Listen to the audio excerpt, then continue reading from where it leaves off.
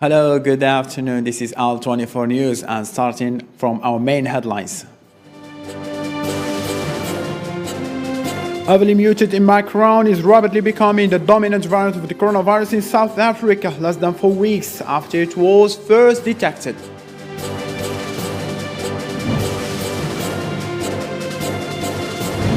United Nations appealed for a record $40 billion to provide self-saving assistance next year to the whole world.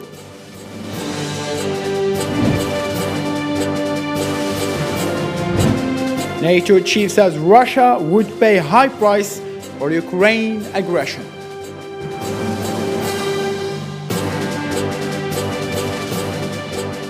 Hello, welcome. Those were today's headline. First, in Algeria, the host for 3 days, the 8th high-level symposium on peace and security in Africa. This symposium or seminar is held under the title Assisting the New African Members of the United Nations Security Council to prepare for addressing issues of peace and security on the African continent.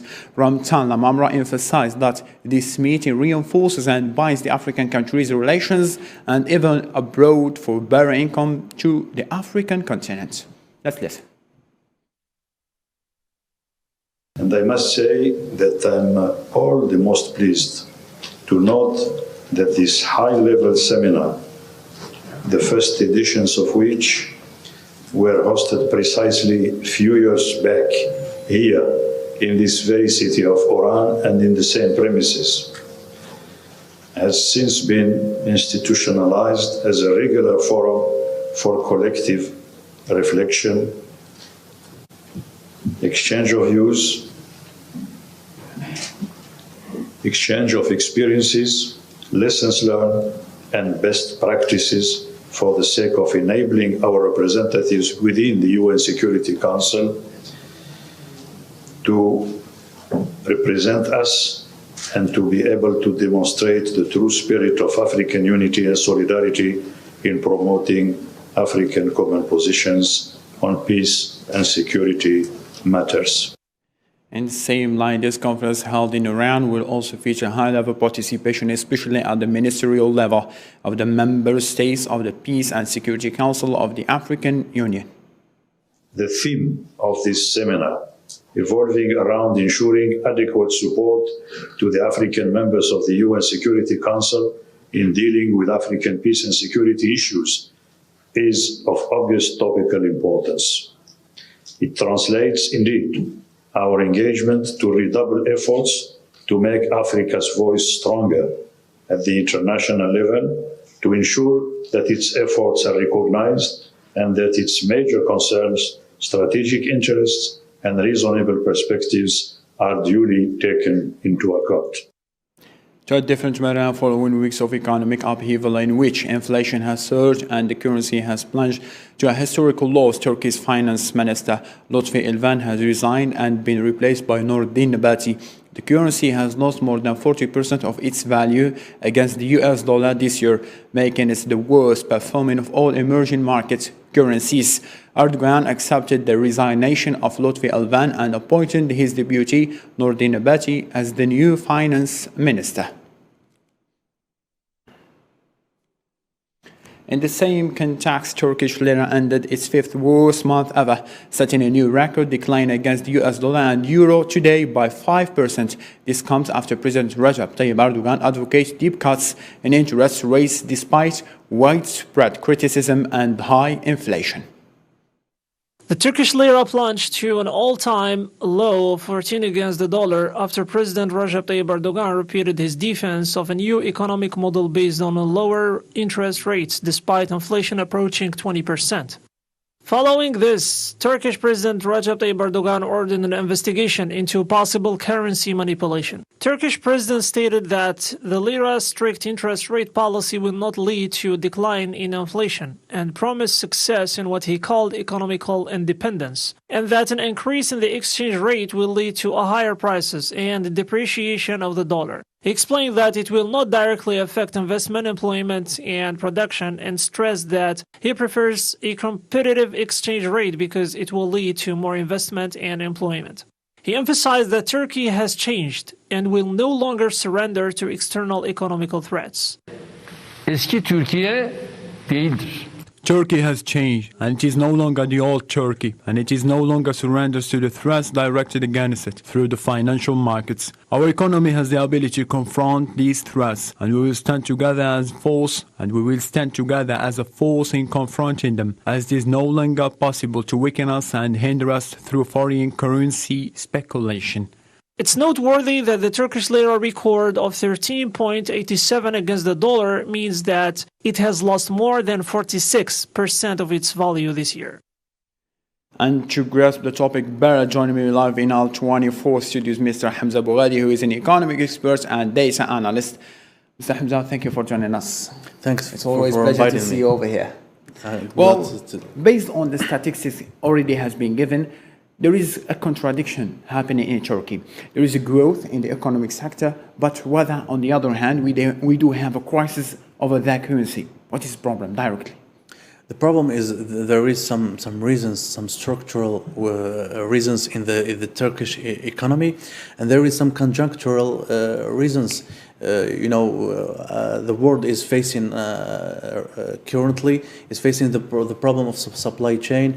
The Turkish economy depends, or the Turkish businesses depends on most inputs from importing this material, raws, equipments, and other things. So this one of the reason of this currency crisis. Also, the Turkish economic is dependent on foreign investors. Foreign investors are running away after the third cut of interest rates done by the central bank. So there is many reasons due to 5 or 6 years ago. So there, in 2015, for example, the IMF has claimed fragile countries, which emerging countries are dependent on foreign investors. So it's one of the major problems of Turkish lira collapsing now. Mr. Hamza, as a second question, the lira has lost, let me say, 25% of its value against the dollar as well as the euro. But on the other hand, now we have witnessed the replacement of the finance minister by the government, and who was replaced. And on the other hand, the political parties in Turkey are taking this as a goal to uphold the government. What do you mean? Of course, there is political conflict which impact the economic rate or the economic performance. We are seeing the interfering in the work of the central bank by applying low interest rates. So there is some conflict politicals which impacting the economic logical of growth or any liberal economic country. I think the inflation is going higher. The prices are soaring. So we are trying to manage this crisis with the political decisions. Instead of making economic decisions and economic views.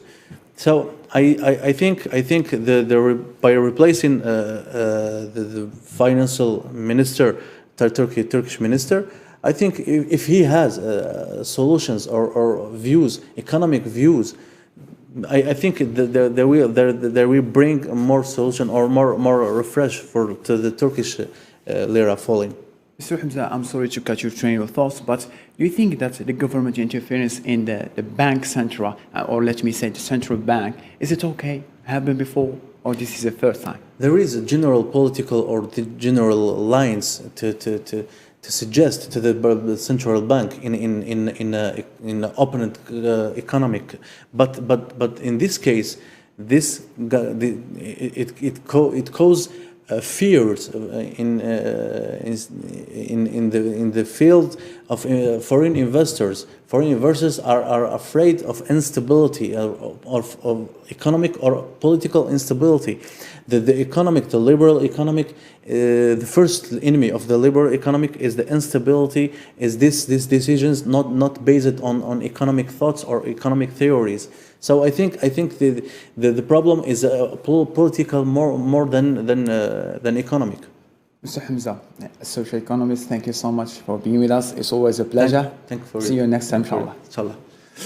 For a better matter and to a different matter, to COVID-19 updates now, the discovery of the Omicron variant has pushed the debate of mandatory vaccination to the top of South Africa's agenda, as rising disease make the previously unthinkable option a feasible one. According to the National Institute for Communicable Diseases, there has been an exponential increase in infections over the last 2 weeks, with a weekly average of about 300 new cases per day, climbing to 1,000 last week and 3,500 most recently. On Wednesday, South Africa recorded 8,561 cases. A week earlier, the daily figure was 1,275. We thought, well, what will outcompete Delta? I think that's always been the question. What will outcompete Delta in terms of transmissibility, at least? 74% of all viral genomes sequenced last month were of the new variant, which was identified in a sample collected on November 8 in Gauteng, South Africa's most populous province.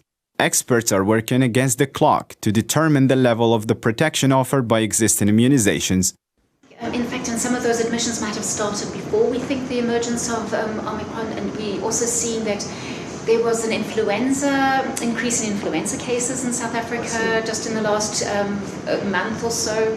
And so we need to really be careful to look at the other respiratory infections and other respiratory diseases. Early epidemiological evidence revealed that Omicron was able to evade some protection, but modern immunization should still protect against severe illness and death. Limits were lifted earlier this month in the country, which has fully inoculated around 92% of the population. Infections have since escalated, and the discovery of Omicron has raised additional worries about the pressure on an already overcrowded healthcare system. Nonetheless, the WHO has constantly cautioned that as long as the coronavirus is allowed to move freely in large unprotected populations, it will continue to create new types. Still with COVID, the European Commission President Ursula von der Leyen has expressed concern over the new variants Omicron of the COVID-19 and highlighted the importance of vaccination. They called on the EU nation to consider mandatory vaccine against COVID-19 in battling the spread of the highly contagious Omicron variant. Omicron has been designated as a variant of concern by the World Nation Organization after the detection of the new strain. Countries across the world have strained that reasonable restriction on the spread of the virus. In Europe, still, infections have increased in Germany in recent weeks and hospitals are overcrowded. Therefore, Chancellor Angela Merkel and her elected successor Olaf Scholz meet today, Thursday, German regional leaders to finalize the tightened COVID restriction and measure with compulsory jobs. Among the options of this table, Scholz states he was in favor of compulsory vaccination in Germany and requires the parliament to vote for a matter before the end of the year. He justified compulsory jobs as protection to the German people. In a plan to defend against the new variant of COVID-19, Omicron, Japan has introduced a new travel plan for foreigners as Japanese government made a booking plan for the new incoming flights. Japanese Transport Ministry issued a request to the national airlines to stop taking any booking for flights coming to Japan, at least for the current month of December. The request will reduce Japan's daily international arrivals to 3,500 compared to the previous number of 5,000. The United Nations Humanitarian Agency Office for the Coordination of Humanitarian Affairs appeals for record for over $40 billion to help 183 million people. The appeal is likely to fall short of its ambitions since donor provided only $17 billion. Conflicts, climate change, and the continuous rage of pandemic led the United Nations to warn that the need of humanitarian aid is skyrocketing worldwide as many people are pushed to the edge of starvation and poverty. Few hours earlier, the United Nations Humanitarian Agency, Office for the Coordination of Humanitarian Affairs, appealed for a record of $41 billion as aids for 183 million people worldwide who are caught up in conflicts and poverty to provide them with a life-saving assistance next year. In a global humanitarian overview report, Office for the Coordination of Humanitarian Affairs said 274 million people worldwide will need some form of emergency assistance by 2022. Donors only provided 70% from the number requested for 2021. We aim through this program to help 183 million, the most vulnerable, again an increase from last year. And for this, we're looking for a record $41 billion for the world's humanitarian needs of the most needy in 2022. The United Nations also said in the report that more than 24 million people require life-saving assistance in Afghanistan, which witnessed a massive increase due to the collapse of economy. Afghanistan is on top of the list of nations who are in an urgent need for funding like Syria, Yemen, Ethiopia, and Sudan. According to the United Nations humanitarian chief, Ethiopia highlighted appeal in swelling needs estimated by 26 million, including 400,000 people on the edge of starvation since Prime Minister Abiy Ahmed sent troops into the northern Tigray region, where thousands have died and millions have been displaced more than a year ago. Regulators in the United Kingdom have accepted and approved the use of monoclonal therapy to that dose of high risk of developing severe COVID-19 symptoms. The monoclonal antibody was found to be safe and effective at reducing the risk of hospitalization and death in people with mild to moderate COVID-19 infection who are at increased risk of developing severe disease. The news came as South Korea's daily coronavirus case numbers rose to a new high, with authorities stopping quarantine releases for fully vaccinated inbound travelers for 2 weeks in a bid to resist the new variants.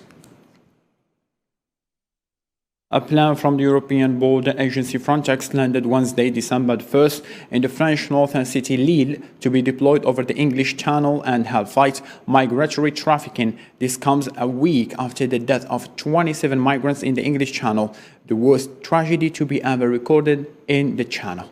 More details with Nabil Khazini. The tragic drownings of 27 migrants on the English Channel has escalated tensions between the UK and France. The political spat on the migration issue between both countries started when Boris Johnson sent a public letter to Emmanuel Macron, who seemed not to be happy with Johnson's steps to resolve the problem. As a reaction, France rescinded the invites to UK Home Secretary Priti Patel after a row broke out late last week. Talks in the northern city of Calais started on Sunday to address the issue of human trafficking gangs. Immigration ministers from Germany, the Netherlands and Belgium, except for the United Kingdom, attended the meeting. France concluded talks, and the French Interior Minister Gérald Darmanin said in a tweet that Frontex would deploy a plane to fly day and night over English Channel European coasts to monitor the shores of France, Belgium and the Netherlands for smuggling networks. Announced last agency Frontex arrived in Lille today to strengthen air surveillance as part of the fight against illegal immigration in the Channel. The number of migrants trying to cross the Channel in small boats has jumped this year, amid pandemic travel restrictions and after Britain's Brexit departure from the EU. However, the number of migrants arriving in Britain is low compared with other European countries. The Mexican and the U.S. international development agencies will work together on projects in Guatemala, Honduras, and El Salvador aimed at alleviating the root causes of migration. The new framework for development cooperation to address the root causes of irregular migration from northern Central America was called Sembrando Oportunidades, which means planting opportunities. The project will include additional agriculture and youth workforce development activities. NATO warned Russia on Tuesday that it would pay a heavy price if it invaded Ukraine. Foreign Minister of NATO's member countries met in Riga, the capital of Latvia, and discussed ways to deter any Russian invasion of Ukraine after Moscow mobilized tens of thousands of its soldiers and strengthened its military presence on the border between the two countries. U.S. Secretary of State Antony Blinken warned Tuesday in Riga during NATO member countries' foreign ministers' meeting that any new Russia aggression against Ukraine would call for a dangerous response. Any escalatory actions by Russia would be of great concern to the United States, as they would to Latvia, and any renewed aggression would trigger serious consequences. NATO Secretary General Jens Stoltenberg also announced that the alliance forces were deployed for the first time to the eastern side of Europe due to Russian threats to Ukraine, and added that NATO has to be prepared for the worst and that any future Russia aggression against Ukraine would come at a high price. There will be a high price to pay for Russia if they once again use force against the independent sovereign nation, Ukraine. We have demonstrated our ability to impose costs, economic, political actions, and also over the years also increased our military presence in this region, just to make sure that all allies are totally defended and protected against any Russian aggressive actions.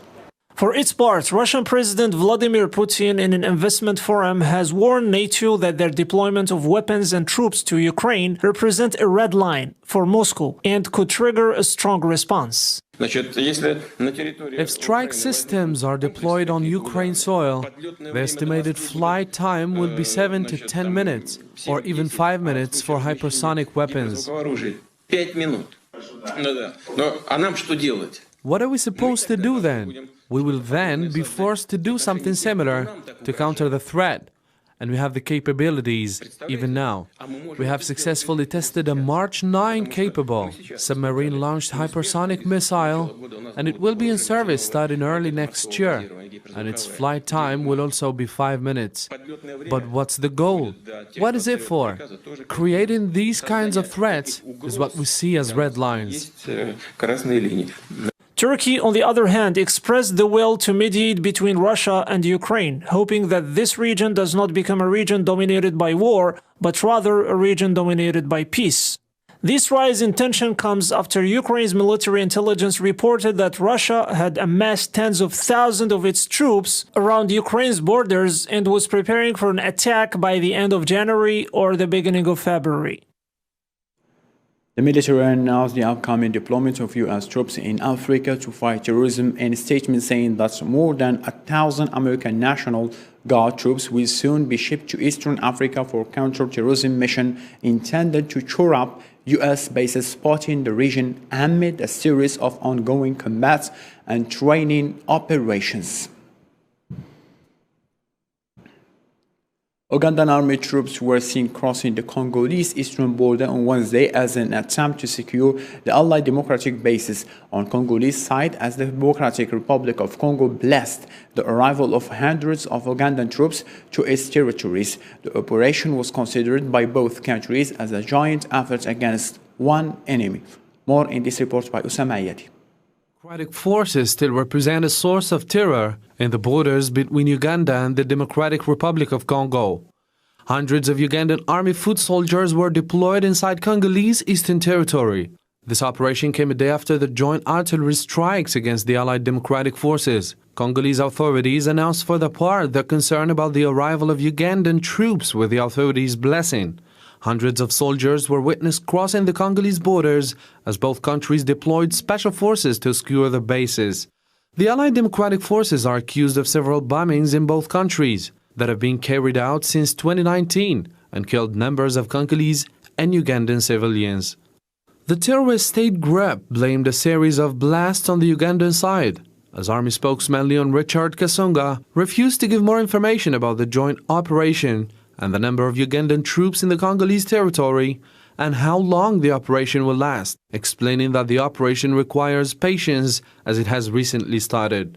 The Allied Democratic Forces, which have been uprising in Uganda since the 1990s, pledged allegiance to the terrorist state group in 2019. However, no evidence was found on the terrorist state dominance over the Allied Democratic Forces. Moving on now to sport, yesterday's round of FIFA Arab Cup ended up by 3 games, witnessing a lot of goals, especially from the African countries, and in a sudden loss to the Saudi Arabian national team. More in this report. Egypt, a direct opponent of the Fanakin Group D, secured the crucial point by defeating Libya.